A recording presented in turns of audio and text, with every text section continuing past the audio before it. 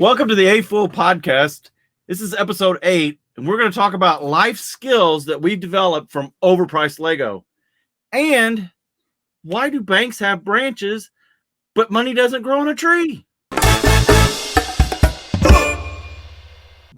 What's up, guys? It's time for yet another AFoOL Podcast. I think this is number 8. Geez, we've done 8 of these things. So I'm Earl. Down below, we have our host, Joey from BrickTrains. And this way, I keep getting moved around, guys. This way is Jabo, a.k.a. BrickTsar. Hey. Woo! He's got electricity. Yes. It went out 3 times in 4 days. And That's crazy. Yeah. Hurricanes in Atlanta. What's up with that? I know. Yeah. And you had really wind and rain? Yeah, so I am actually north of New Orleans. So Okay.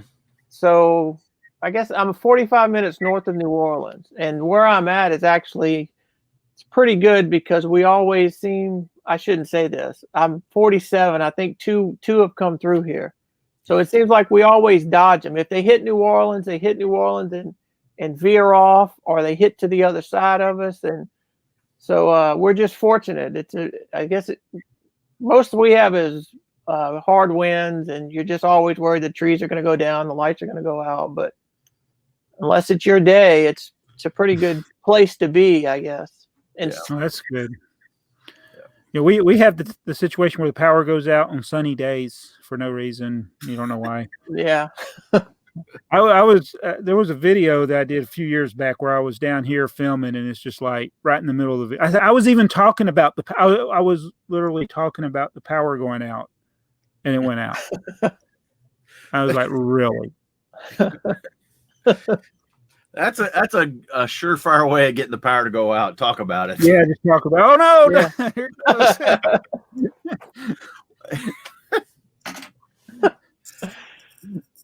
So, did you guys see Hugh's article about the 5-digit, his little history?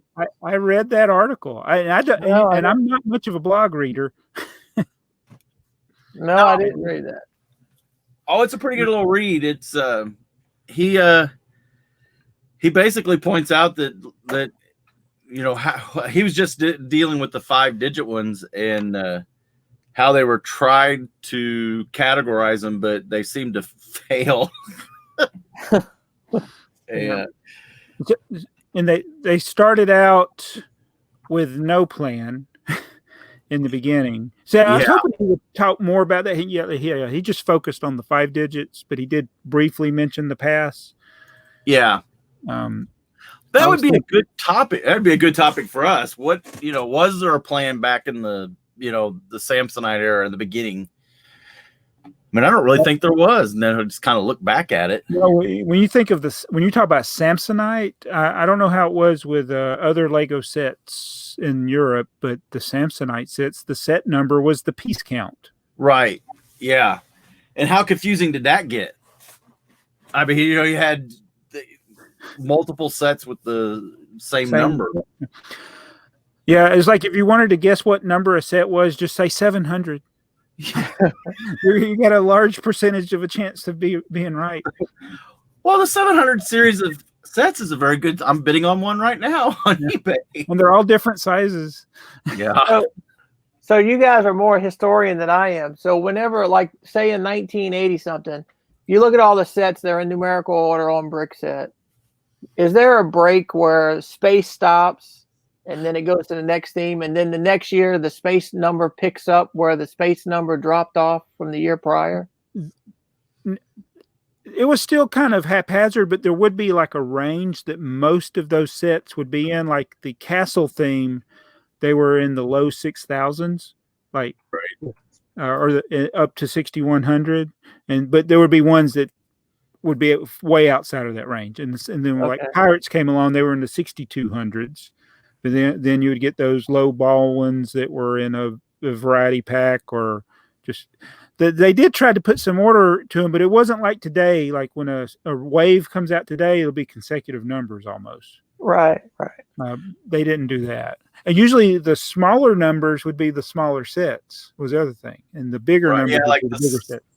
The Smuggler's Hayride was a 1974 when all the rest of them were 6,000. I just pulled up some random ones there. But like with the pirate sets, when you get up into the 6285s, see, that's a big set. Whereas the 62, I can't even think of a number. Well, let me look at my book. 6204 is a smaller number.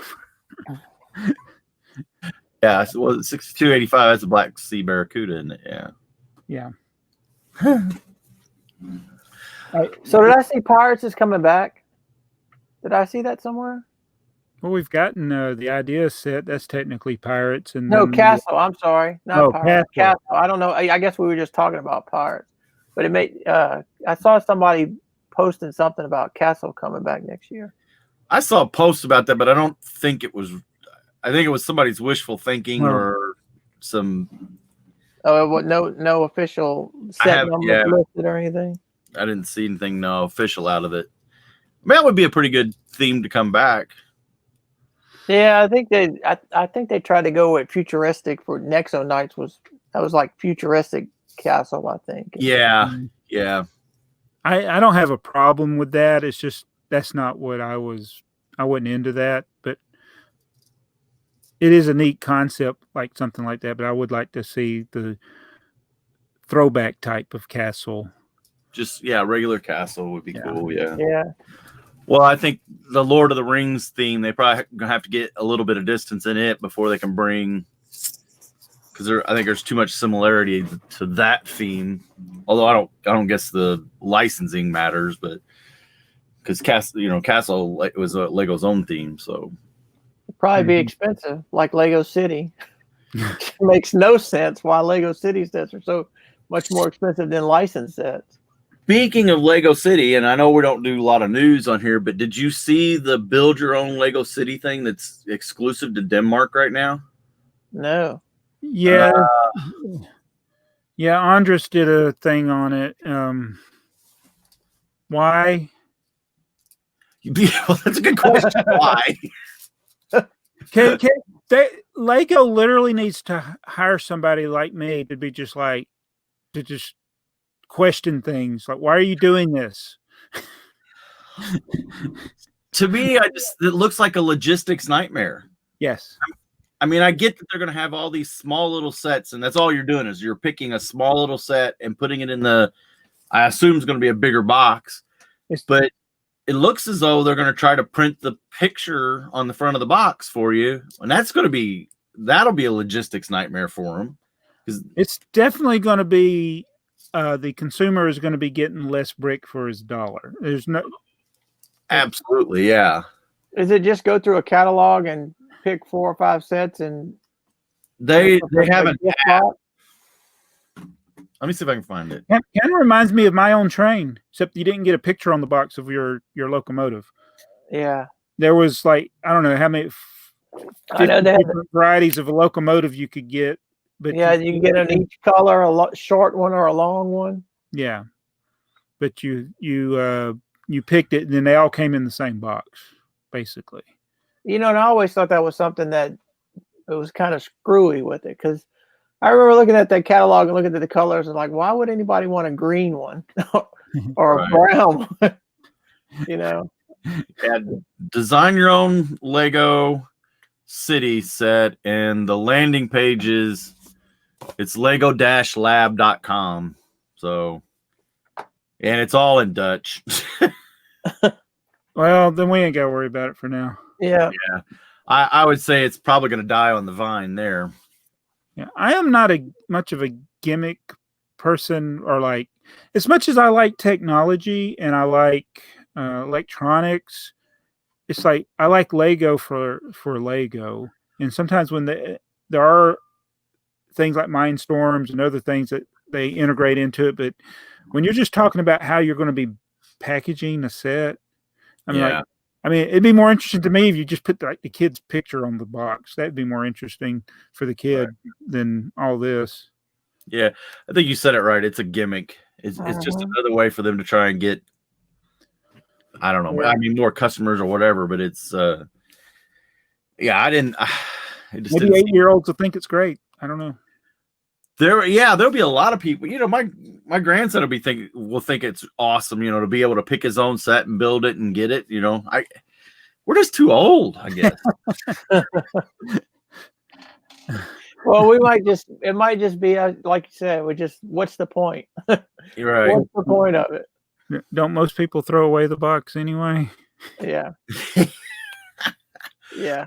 Well, you know, they just need to play with the bricks and build up a bunch of life skills with Lego, because that's what it's good for, right? I mean, you know, Yeah. I'd say the only good life skill I learned out of Lego for me was to, well, I guess a little bit of hand-eye coordination and stuff, but you know, organizing and sorting would be a big one. But I still do it wrong. I just sort it by color. It's okay. Well, it is until you're trying to build a BMR boxcar. So you learned how to look for things. You probably got store in your brain where general idea where things are in your head. Yeah. You talk about looking for things, and since we're talking about how badly I sort stuff, when Heather, I'll notice when she's putting a set together, she'll be looking through the parts. She will pick up each piece and turn it over because she's looking for the picture in the instructions. And I've messed with it enough. I'll be sorting through and I can see it upside down or sideways or wherever. Yeah, absolutely. And I think some people can and can't do that, you know, and it's, I wasn't even thinking of this when Earl came up with the topic, but you just saying that made me think of, I like to think that I have detective skills, although I'm probably a really bad detective. And for instance, Jacob was upstairs. He's building the Batwing, and there was a 1x2 black plate he couldn't find. I'm like, it's here. and I start thinking, okay, how could a 1x2 plate be hidden in your pile that you couldn't see it?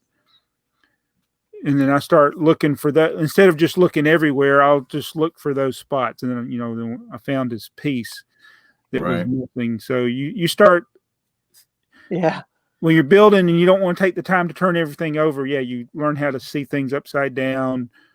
Right. And then if you needed a piece, you might not even sort them out. You're just like, I remember seeing that over here in this section of the pile before. Yeah, I do. Or if you're looking for you open a bag and you're looking for this piece, as you're like, you might be looking for a 1x3, and as you're looking subconsciously, you're sorting you're putting 1x6s together and 1x4s together, and you're just doing it out of force of habit, you know. Yeah. It's amazing how your brain will organize that stuff, even though you're physically not organizing it. It's like, that was over here. I got it right here. And I'm telling you, there's stuff that I do today, whether it's at work or around the house, that I feel comfortable doing it because I've messed with Lego pretty much all my life. I worked in a warehouse when I was 23. I started working there, and my job at first was throwing boxes onto a conveyor belt. But they took the conveyor belt out, and then we had to pick everything with pallet jacks, these double pallet jacks. Yep. And the trick was you had to do them so many cases per hour, so you didn't want to stop. And so what guys would do is that they're picking their orders and they're stacking these boxes up, and when you get done, it's going to be about 5 or 6 feet high, the pallet. And so they would have to stop, and since it's a double pallet jack, you got to separate the pallets, and then they put the shrink wrap around so it wouldn't fall. I never did that because of Lego. Yeah. I knew how to.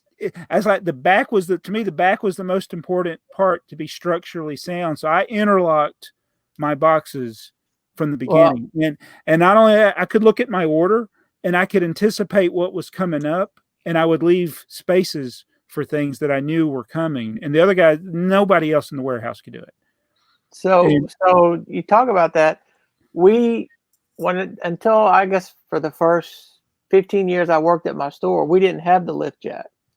And the only time we really needed it was when we had big truckload buy-ins, or when Christmas rolled around, we had to put it somewhere because it comes like, I guess it would come probably at the beginning of October, and it would just sit in your back room for a month because you have to wait till Halloween before you put it.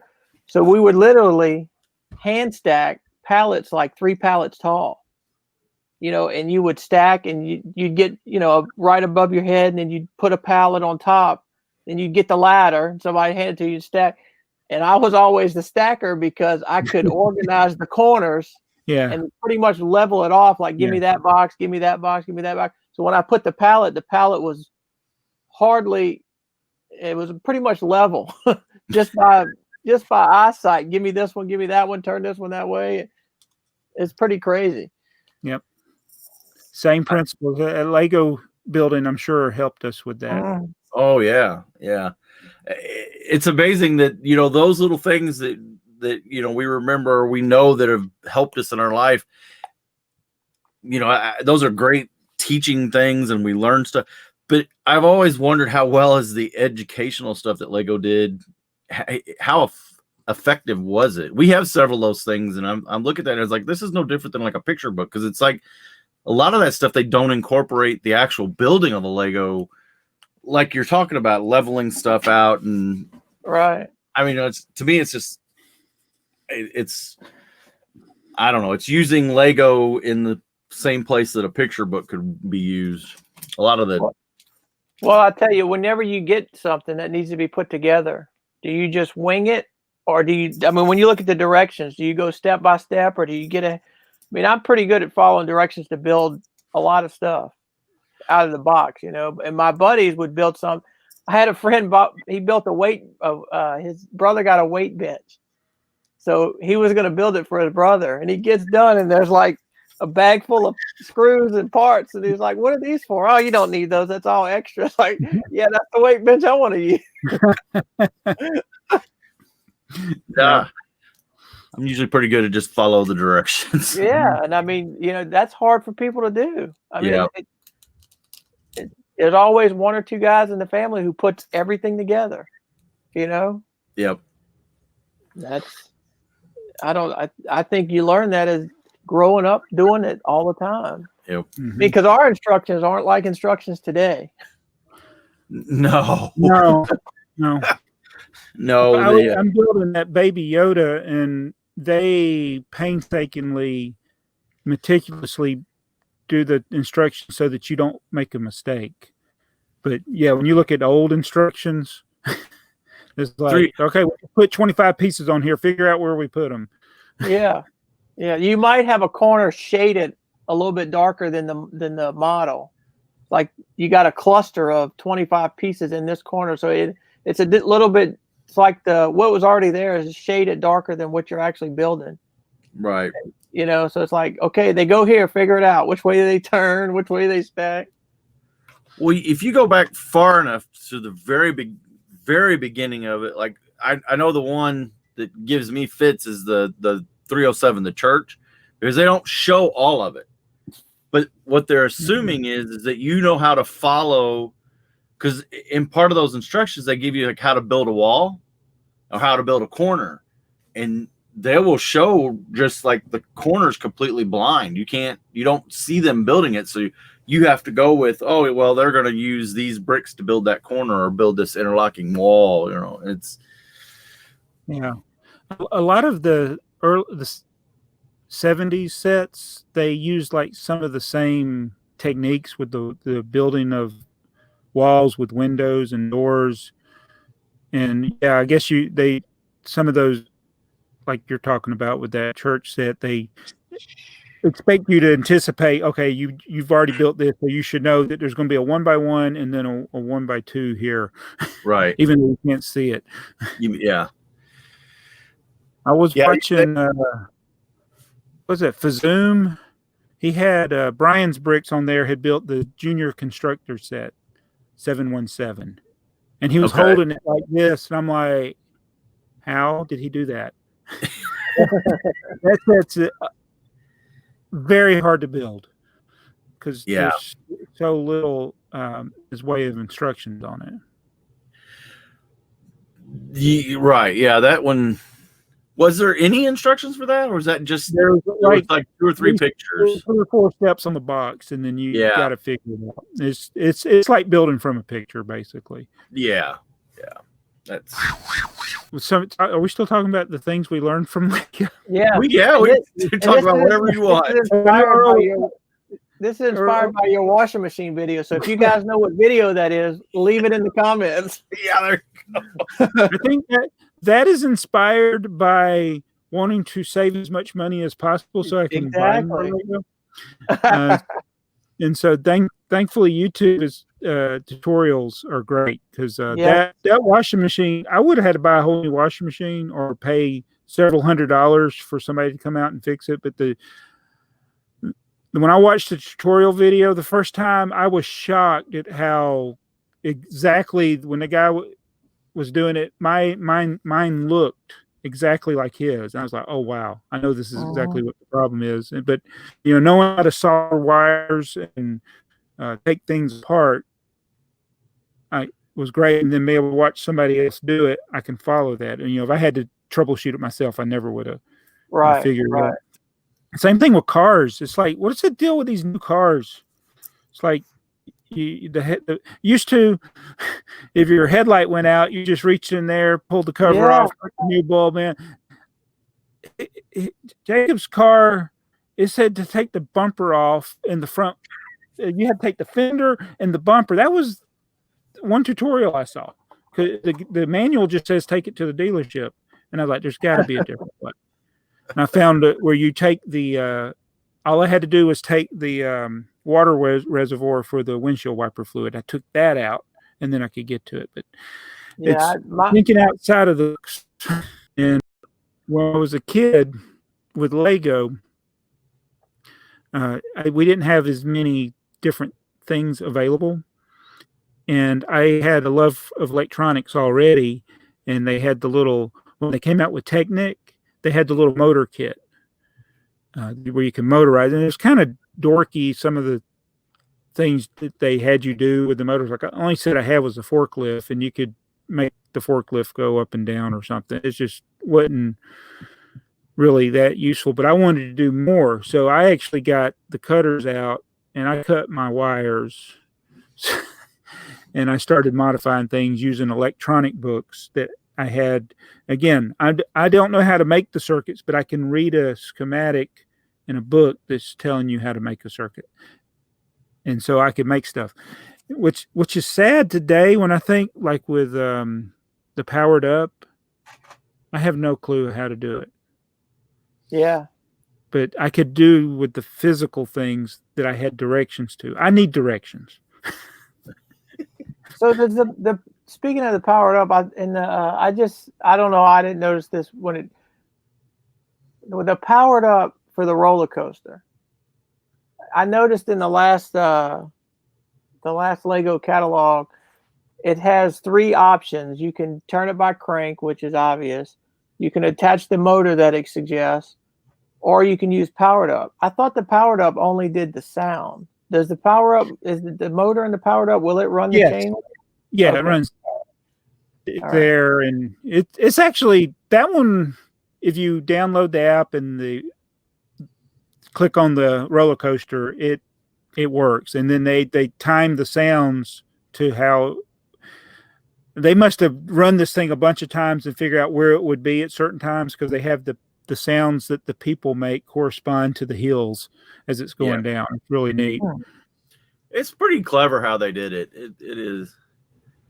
You'll never, kids nowadays will never do what you did though, Jabba, with your stuff, because you cut a Powered Up cable now, and it's just shot. Yeah, because half that's a communications cable and one's an identification, and you don't have a plus minus forward and backward motor anymore. No, it's like the stuff back in the day is much simpler, not as complicated, and you got to know. And Lego doesn't share that information. There's going to be people that cut into those things and open them up and figure out what they do. There's people smart. I'm not that person, but if somebody figures it out and then puts out a tutorial on how to do it, I'll be right. Right. one of the sets that we got that from a history standpoint, since we're old AFoOLs or old fans of Lego, was the 6703, which is a minifigure. It's this one here, if you can see that on a audio podcast. Okay. It's the well, I guess it's the Blacktron. So it's got 2 Blacktron figures, 4 Futron, 1 black, 1 blue, 1 red, 1 yellow, like I just held up. And I think the thing about it, it was the manufacturer price or the retail price back then was $6. $6. $6, dollar per minifig. Mm-hmm. And here's the box. And there's the whole $5.99, $6. So there's proof that that's really what it was selling for. Any idea what that's going for right now? Sealed. Well, looking at your notes, you kind of gave me the answers to the test. Yeah. So. Wow. Why that's insane to me. $218. So I guess is that the average or the cheapest one? Well, BrickSet's listing it at $218. The 6-month average on Bricklink is $259. That's 200. Yeah, that's crazy. Crazy. And then when you open it up, those figures are worth a fraction. Well, of that. $35. Yeah, I think it's about what the going price is for the figures just loose. Mm-hmm. I mean, why would you buy a sealed set if you could? I mean, I don't know, that doesn't make sense to me. Why would somebody want to buy that just to put it on a shelf? Yeah. Well, let me be clear. Mine is not. Oh, you got the box. So that's good. So I wonder how much the empty box would go for. Oh, that's a good question. Nobody is selling them right now. I think the last one was $23. $23, huh? Is that what it is? 6703. I mean, you two are the vintage box collector, so what's the? Yeah, none of them. Okay, he's right. Yeah, none of them are for sale. Yeah. So I don't know. It's okay. I have parted out a lot of the battle packs, the Star Wars battle packs, and those are really popular. And that's essentially what that space set is. It's a battle. Right. Exactly. Yeah. I don't think anybody that's building their clone trooper army, like if they're getting the 501st battle pack, they're thinking of keeping the boxes. Right. And we didn't think to keep those boxes or keep those sets sealed. It's like, nope. I didn't get the space one, but I got the castle version that came out the same year. And it's not as worth as much as that one because I think the castle one was more abundant. But I was buying those up when they were on clearance, and I had no intention at the time when I bought them of reselling them. I was just buying them because they were cheap and I could build a big castle scene if I wanted to. Right. And so who's thinking of keeping those sealed back in 1988? See, I think it's a different time because it's kind of like, I guess it's like baseball cards. As a kid, I started collecting baseball cards and I guess at the end of in 86. Well, actually, when I started was when the mass production started. Because prior to that, 85, I mean, just as a collector, I know in 85 is where the rarity kind of wore off. And in 86, 87, it was as many as we make, they'll buy. So by the time in the heyday, when I'm collecting in 89, 90, 91, all the value,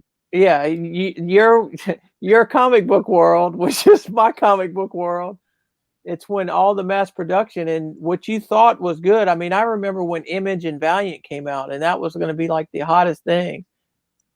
And now looking back, it was, I mean, the books aren't garbage. The art is great, but they have no value because they made so many.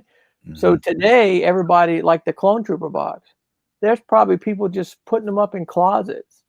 So in 20 years, I mean, when it's time to resell that, they're going to be just loaded on eBay.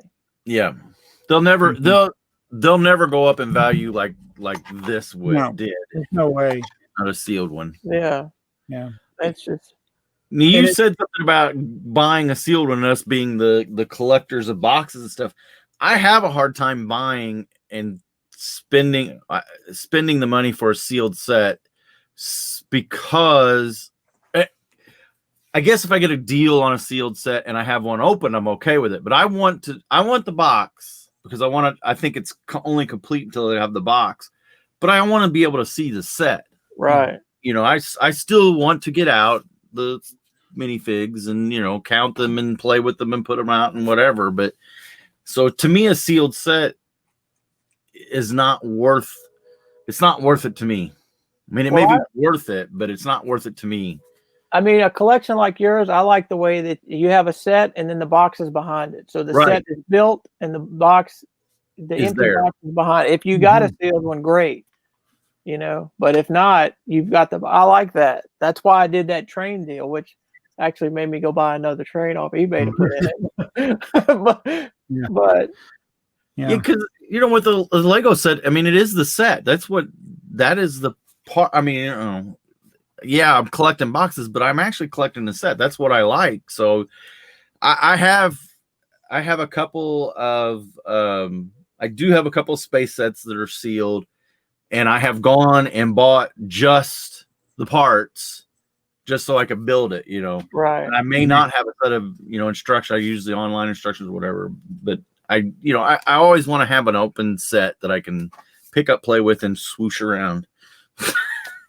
Well, you know, when you got that box, I was pretty shocked that was a gift. I mean, I kind of thought I knew what it was when you had the land note. Oh, yeah. That was the actual. I went and looked at the marks on the box. It is the actual auction that we were talking about. I believe it or not, I thought that video was a complete setup until you got into the note. Yeah, no, somebody literally sent that to me. In fact, I got to go back. I'm going to go back through some of my old letters because I'm pretty sure it's somebody that sent something before. But so what they would have had to have done to get me that box, because it was the actual auction of the guy who wouldn't send me the box. Right. And he wanted to charge me like $100 for shipping. So somebody contacted him and asked for the box too. Then he must have paid for shipping from there to his house, unless he drove down there and got it for some reason. I was thinking it was somebody in that area who was. It's somebody from Florida.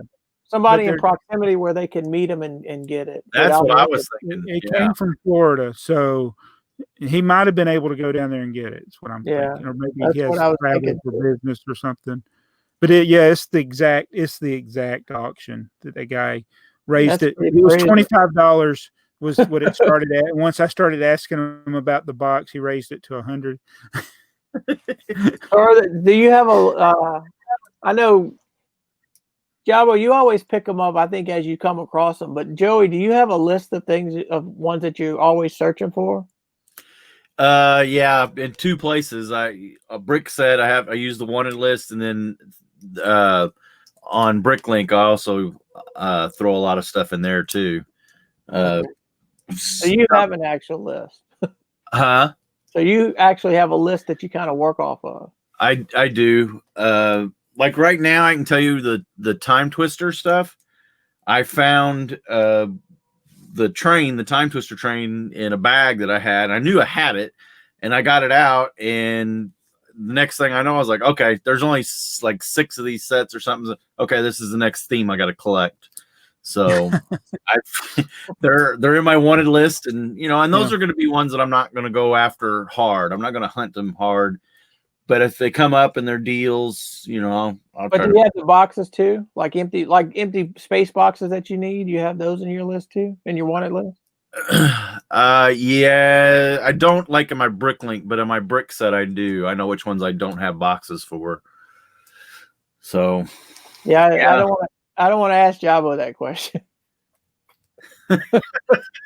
No, it's okay. So today I had some downtime. And I was scrolling through eBay and Goodwill, and I was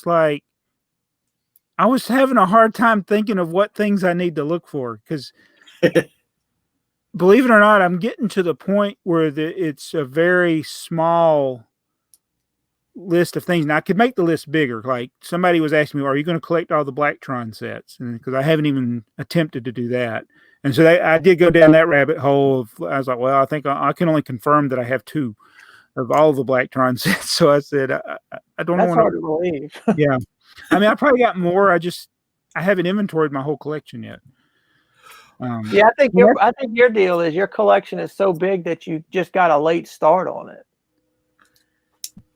Inventorying it? Inventory, yes.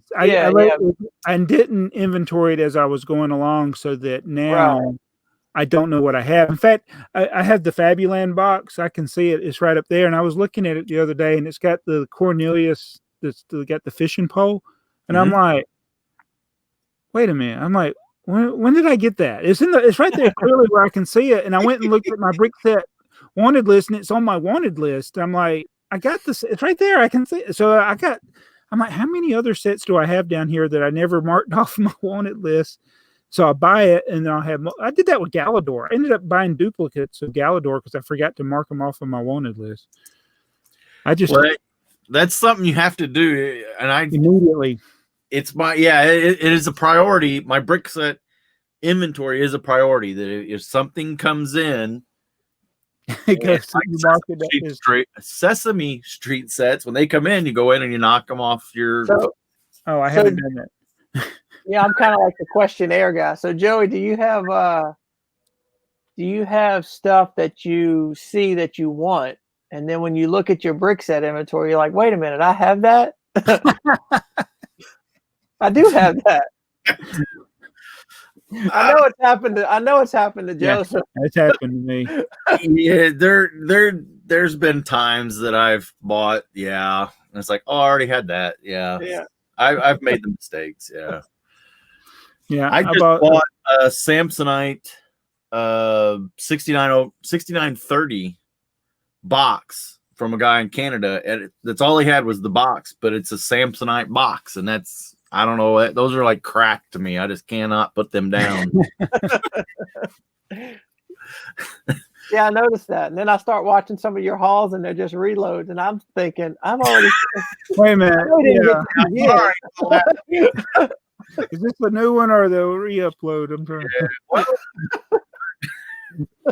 So I got back into the studio set. That's another one of those themes that I just can't. I know. And I watched the most recent one, the newest one. And then I look and you got a string of like 6 of them. I'm thinking, I think I've seen all these. I worked very hard to get that playlist in the right order and not have it become public until that very newest one came out, because I thought, and I'm thinking the whole time, Earl's going to kill me when he sees all these new videos. Well, for some reason, I don't get alerts anymore. When I go to YouTube, they all come up, as my subscriptions, and half of them will come up in my feed. And then I'll click subscriptions and they all come up, but I don't get email alerts anymore. I don't know why. I don't know if it's because I use I use Yahoo, and my YouTube is under Google, but I've checked my Google email too, and I don't get alerts anymore. And I know I have the bells on. You got I don't know. You have Android device? No, I have an iPhone. Okay, you gotta enable. There's like 2 places you gotta enable it to get a push notification. Like if you want to do it through the app, that's the best way to get a notification is through the YouTube app. See, now I'll get a notification of a comment, which is, I'll leave a comment and you'll like it, and I'll get the notification that you liked it, but I won't get the notification of a new video. Well, then that's another option, and you got there's a YouTube tutorial somewhere. For that. I was going to say a YouTube tutorial on how to use YouTube. Yeah, I just say I don't have email notifications because when BrickTsar started taking off, my inbox got flooded and I couldn't deal with it. So I just ended up turning off the email notification. A YouTube video to watch YouTube. That's like when you couldn't spell a word and your teacher would say, "Look it up." How am I going to look it up if I don't know? So.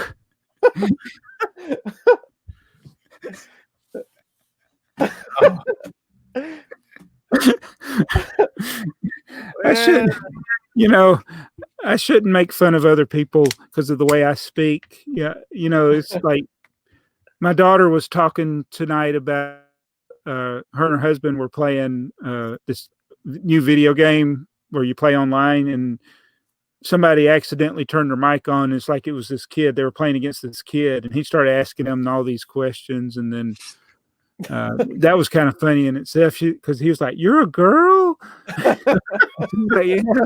And then they got somebody in New Zealand, and then they were asking her about her accent, and they thought she had a funny accent, and it's like, yeah, but when she was younger, she read books all the time, and when you read, but you never pick up a dictionary or listen to an audio version, you can read the word, you can process it in your mind, but if you don't get the dictionary out, you don't know the pronunciation.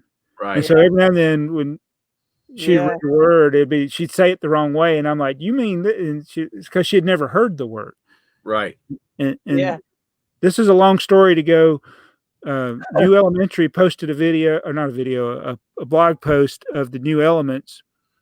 Justin, Just Too Good, did a video on it, and they changed the 1x1 brick with the 1x1 tile that has the gauge on it. He called it a gouge. Yeah, I saw that. I was just like, I guess he's only read the word, and what you could probably think of a word that I have butchered. Yeah, there's a YouTuber I watch. He's is Minty something. He does like 10 things you didn't know about this movie, or it's like old movies, and he's from Australia. Oh, and some of these movie titles are names, actors' names. He'll butcher because he's saying it the way he's reading it, but he's in Australian. I'm like, what? Who is that guy? Aluminium or something too, right? Aluminum. The one that was, and this goes, I'll tie this to Lego, because the word that I've mispronounced my whole life, and when you mispronounce a word your whole life, it's hard to pronounce it correctly, even when you know how to pronounce it correctly. So my neighbor, Billy West, he always had to have the bigger sets than me. He had the auto chassis. Chassis. I called it chassis. See, I said I did it then. I was like, it's a chassis. But it's spelled CHASSIS. I looked at that box and I said, that's a chassis. Yeah, the S is silent. Chassis. And so my whole life, I saw that word as chassis. I didn't know what a chassis was. Well, I don't think no chassis here. It's chassis. So I got teased on it because every time I say it, I was like, oh, I've said it wrong again. And another, like down here in the South, a lot of people get words like idea, ideal, and idea. Idea is not even a word. Yeah. Idea. I hear idea a lot. I hear that a lot. It's a good idea right there. Yeah. I like them Lego idea sets. And my name is Earl, and a lot of people would tease me and they would call me Oil.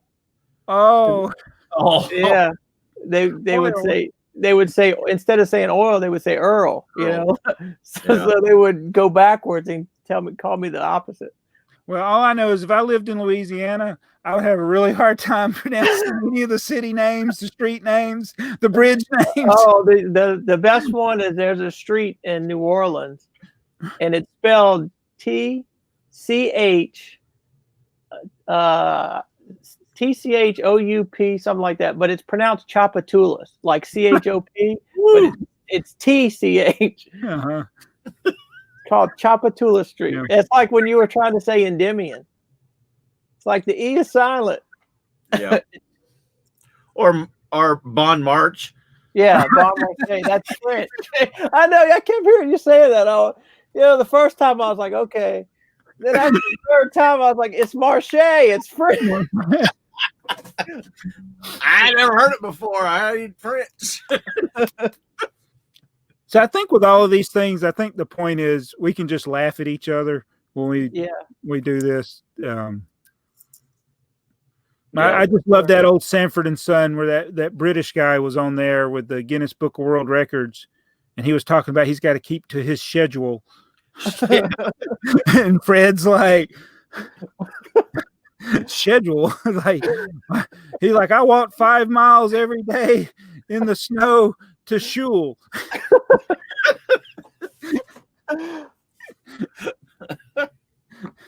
That's some good stuff. Oh my gosh, yeah.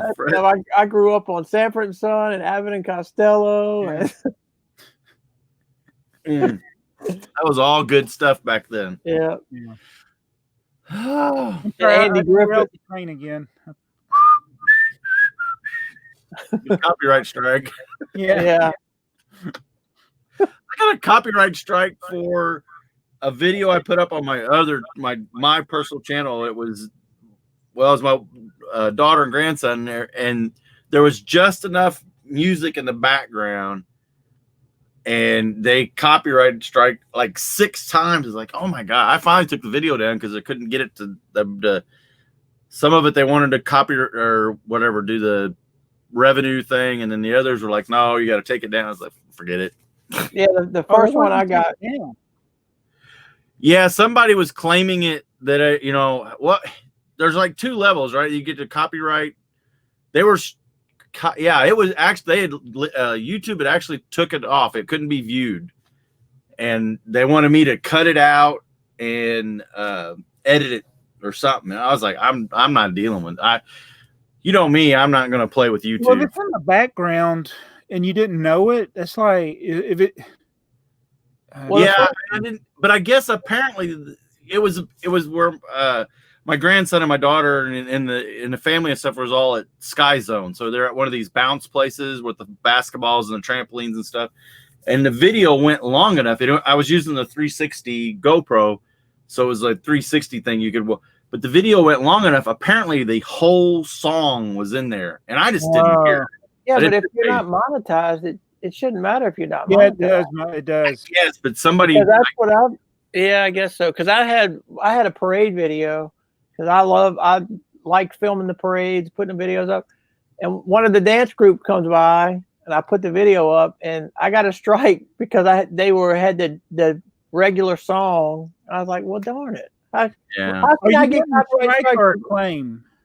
A claim. Okay, strike. They take the videos taken down. Okay, well and I'm thinking, how can I get claims for this when these guys I watch, like the movie guy, the whole video's littered with actual clips from the movie. Yeah.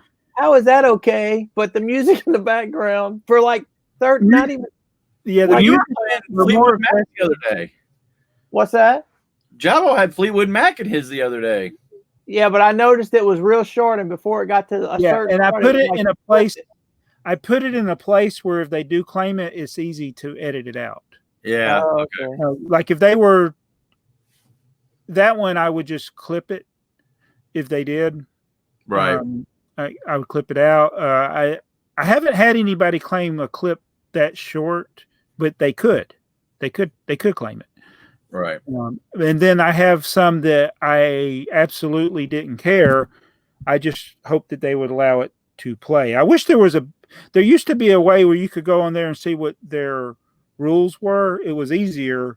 There's probably a way now where you can do it where like some of those videos I have that have the entire video as the song, I went and saw, do they do revenue sharing? And right. If they did, I went ahead and uploaded it like that. And so they get like 99% of it and I get 1%. But it plays everywhere. But then I've had some from the same band, but I guess a different record label, and they didn't allow it.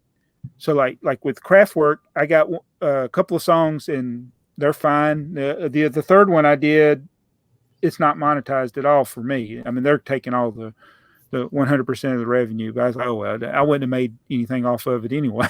Right. And then so there used to be a way where you could check, but when it's incidental stuff, like it's in the background, I just try to avoid it now because it happened to me at Six Flags one time. We were filming a ride, and then the music was blaring so loud I didn't even realize it when I was filming it, and they caught it right away, and I was like, dang it. Yeah.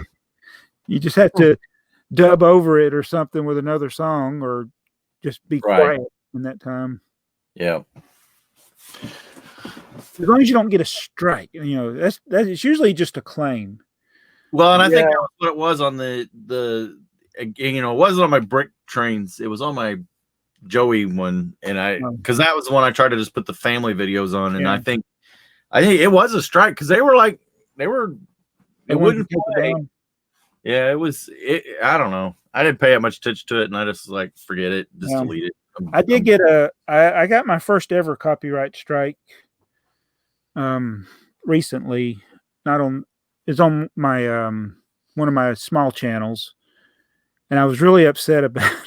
Was that the birds? The one that had been on there forever, and then no, it's I had people try to claim that. Yeah, I've had that's a composer who's been dead for 300 years, and it's I got it from royalty-free music. That's legitimate royalty-free music, not fake.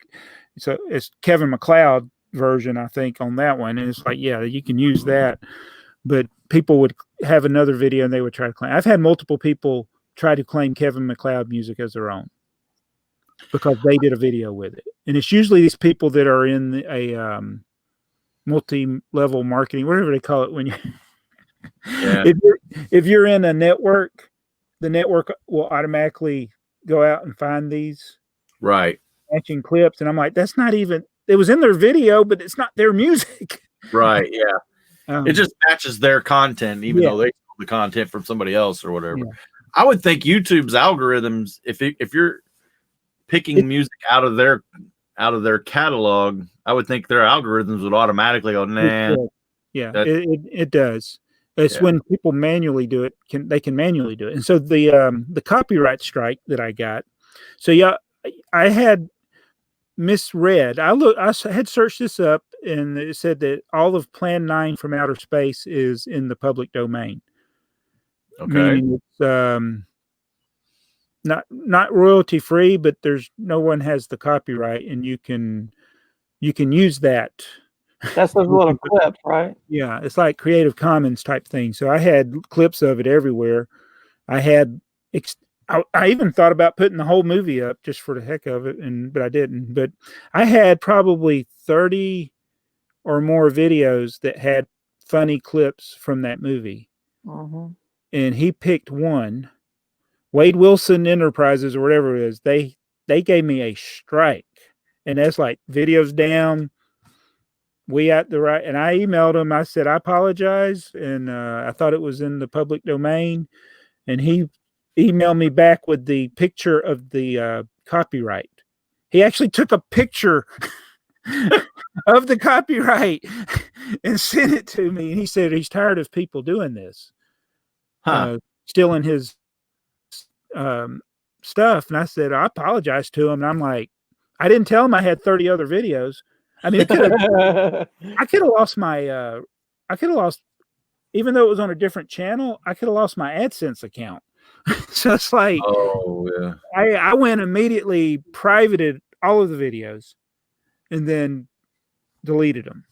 I just deleted them. I was going to figure out, do I change something? I was like, no, so I deleted all, but there's 2 of them that are private right now. And how did you know which ones they were on? Well, I did the ones where he would find them.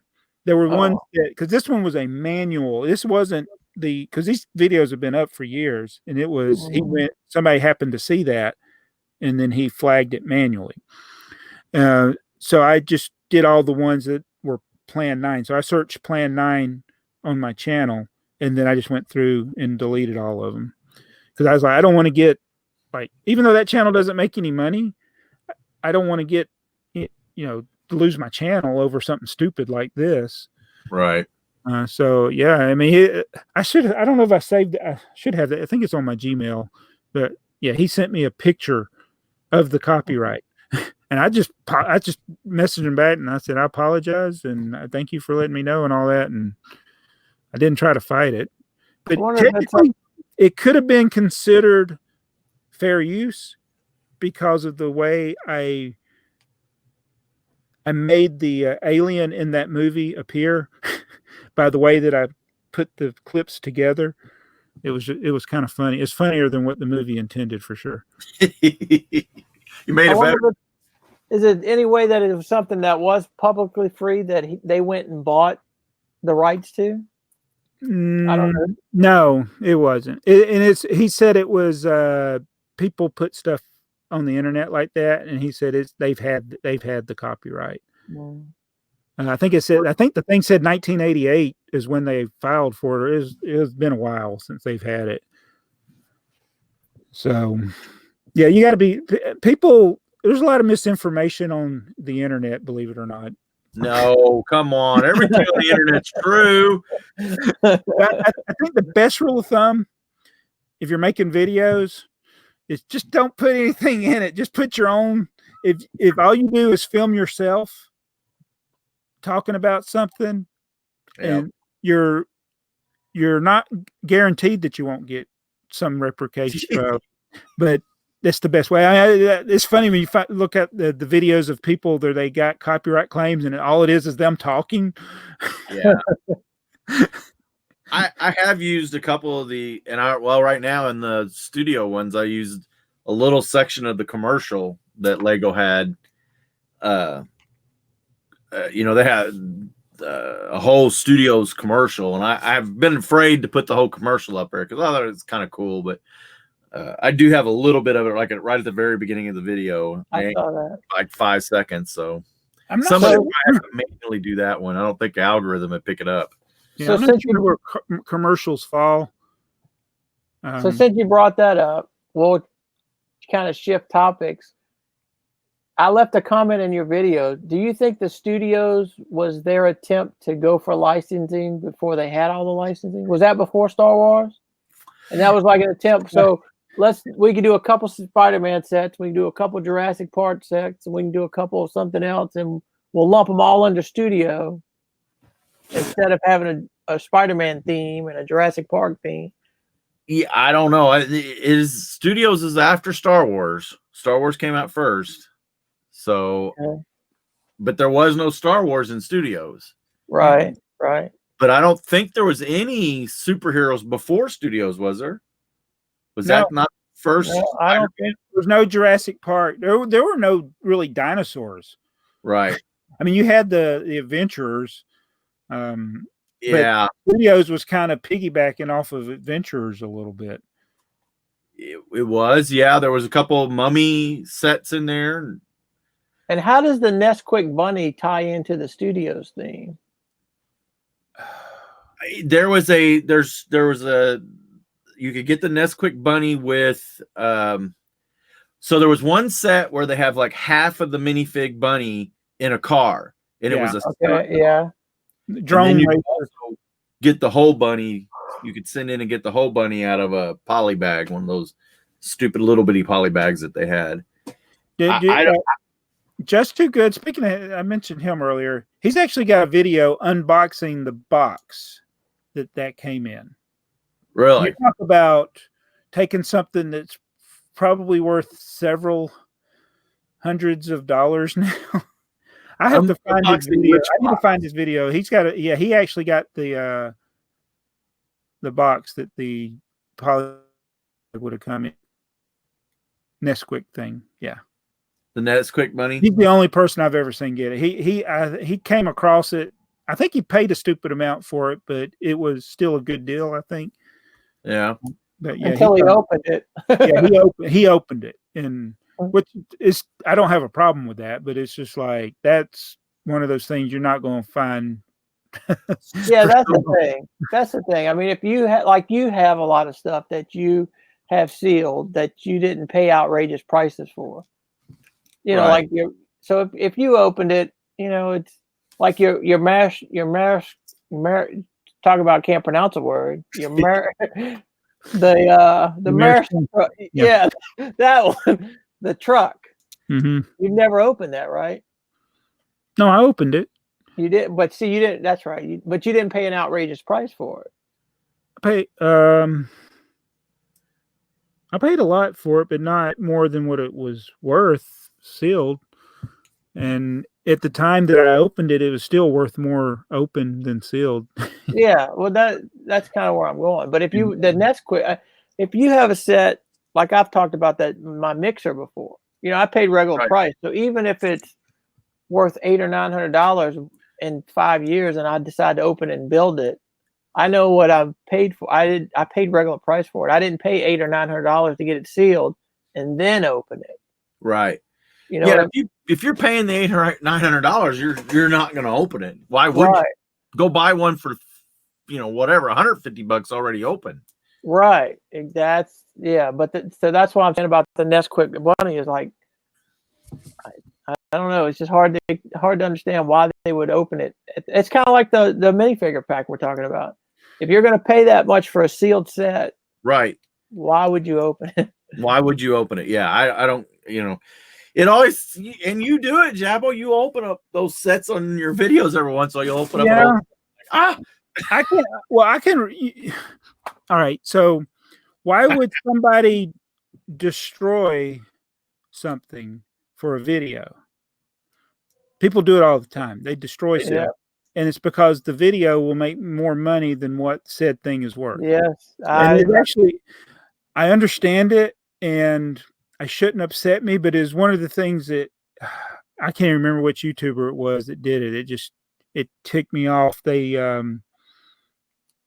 smashed up some Lego set, the Millennium Falcon. And no, it was the Star Destroyer. I think it was the Star Destroyer. And it's like, and this wasn't like a drop test. I forget. No, I can't even remember. It wasn't a Lego guy. It was the one I saw was a drop test. No, it wasn't a drop test. It was a while back. And when I saw it, the way the video was presented, it just made me mad because it was just like waste. And to me, there's a lot of things that we do. Hey, look, I've dropped pianos on stuff. Okay. I've broken stuff. But there's a lot of waste that can be done for views. Like driving your car over your kid's toy and the kid's like, oh, my dad ran over my car, and it's just all staged, but you actually do it for the views. So I don't have a problem with somebody opening a sealed set. One of my biggest inspirations, once I discovered the internet, one of his things that he's most proud of is he opened set 810. No, wait, not 810. It's 800. It's one of the old pre-Technic sets. It's not even from the early 70s, and it's like he opened a sealed one on a video. It didn't have very many views. He's not going to make anything from it, but he was proud of it because he wanted to open it and have that experience. So, but somebody that has a good following, they can open something. It may be worth $1,000 sealed and $10 open, but they can open it because the video will make $1,000 or more. Right. So they don't worry about it. Yeah, there's a magician I follow, and he's more famous now for doing puzzles than for. I mean, he's only got like 300,000 followers or subscribers, but his videos get 1 million views, and he'll spend $20,000 on a custom puzzle box. Oh, that he'll pay some company to build for him. Yeah. And then he'll do the video of, and he'll edit it to where it's like a 17, 18-minute video of him solving the puzzle over, might take him 3 or 4 hours to do it. And then that video will get a couple million views. And I sit there and look at it thinking, I know he's buying content, but I can't imagine it making that much money, you know? But, to make that much money, it'd have to be a lot of views, or you'd have to have really good ads. Yeah. But I mean, there was a time on YouTube where, especially with my other channel, where I could, like, if I wanted a $300 or $400 locomotive, I could go and buy it because I knew the video would make that. I can't do that now. Right. And I'd had stuff that would fall off the table over there all the time, and I was like, I didn't want it to fall off the table. I didn't want to intentionally break it, but if it did, I was like, well, I can go buy another one. But now I'm a lot more careful now. So you want to go over the comments? Yeah, let's go over the comments. People need to leave us some comments. I know we need more comments. We didn't ask anybody questions. So the first question I had was, if you know the video that Jabo fixed the washing machine, leave in the comments. All right. What was the code? Yeah. No, I was The talking error about code. error message I had. Yeah. Yeah, that's good. Yeah. It was E something, I believe. Well, look it up, guys. Look it up and leave a comment. So, dude, Jude 20 says, "Good one, guys. Keep up the good work." Glenn Holland, thank you for having me on. This was a blast. And speaking of Glenn, that was pretty good because that was like it was just a Q&A with him. Yeah. I mean, that was a pretty good one. Yep. Mayo says, my main problem with Lego and trains is they don't realize that AFoOLs are the biggest consumer of Lego trains. And apparently, they were also the biggest consumer of Sesame Street. The train theme would be better and more successful if Lego changed the target market of Lego trains and switched the business model to the model train business model. 100% agree with that. I do too. I don't think he's. I agree with him. I would rather go to the Lego train model where you're buying pieces and not necessarily sets, although I think sets have a value, but I don't think they'll ever do it, and I don't know that they can make money at it. Well, what if they did a separate deal? You know, like they still had the passenger train and the cargo train for the kids, and then they had like the crocodile and the train station, and they were a little more advanced and a little more 18+ type models. Yeah. Maybe. Yeah. You know, the crocodile's a sleeper for $100. That's a deal. No, it's an absolute deal. Even though it doesn't have the functions in it, it's how many pieces was it? I don't even know. Wasn't it? I don't remember. Oh yeah, I don't know. Yeah, but for what it is, I think it's a good price. And it's like, and then you look at city sets that are $100. I'm like, I ain't paying $100. I know. See, I mean, like the crocodile, I don't have, but sets like that, like the Yoda, the child, I look at those as model kits. Mm-hmm. Right. You know, even I'm going to get the enjoyment of 2 or 3 or maybe more hours of building, and then it's a model kit that I can just put up and display. You know, that's with the crocodile. Maybe they will do maybe one a year at least of a locomotive like that, where it's can be both a display piece with its own stand or something you can put on your layout if you want to. And I would prefer that they don't put the motors in them, just do like they did that one and let people choose what they want to do with it. Well, and the crocodile was designed well enough that you could put the motor in and out and not have to take it all apart. So, you know, and I honestly think that Glenn and BMR and them guys really have a little bit to do with it. I think they show Lego there is a market there, and if the crocodile did as well as I think it did, you know, that I don't doubt that one bit. I'm telling you, that's what happened with the roller coaster. Yeah. Oh, I agree. I mean, what happened to the Coaster Dynamics? Right. I mean, it's like you never hear about it anymore. We do. We hear about Coaster Dynamics. In fact, my son just told me something about it. But it takes them a little longer to make things since they're a smaller operation. Yeah. I mean, it's just like, and now they put roller coaster tracks in all kinds of sets. They use it for all kinds of things. Yeah. I think that's the key to making it successful is finding different uses for the elements. Yeah. Blockhead UK says another great episode, gents. And Rula, love BMR guys. Awesome show as always. So we just need more comments. Yep. Yeah, and I think that's we enjoy talking to each other. Yeah. We might.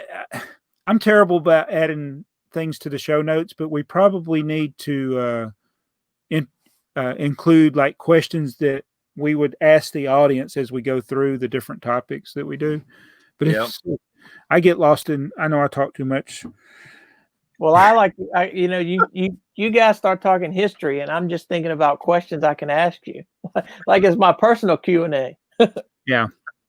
Leave your questions below, and it doesn't have to be about anything we talked about. Just ask us anything about Lego. See if you can stump us with something that we didn't think about, or Stump the Panel. That is excellent. Yeah. Stump the Panel. Stump the Schwab.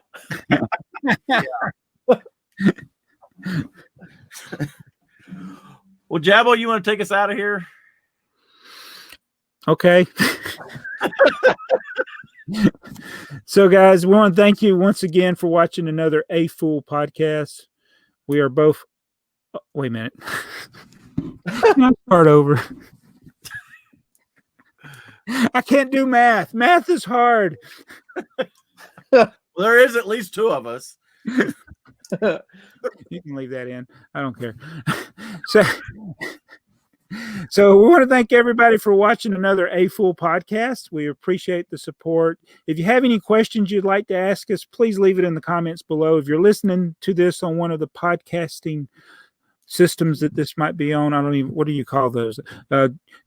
Be sure to leave a rating or do something. Help us. We want to hear from you, our viewers, about things that you want to know about Lego, the history of Lego, anything that fans of old Lego. We're both old fans and fans of old Lego. That's what AFoOL is. But thanks again for BrickTrains for sponsoring this. Wait a minute, he didn't sponsor it, but he hosted it. And thanks, Earl, as always, for being here. Check out Mardi Gras Man on YouTube. BrickTrains, you're there if you're watching this on YouTube. But I'm BrickTsar, and we'll see you in the next AFoOL podcast. Bye, guys. See ya. I never know what I'm going to say.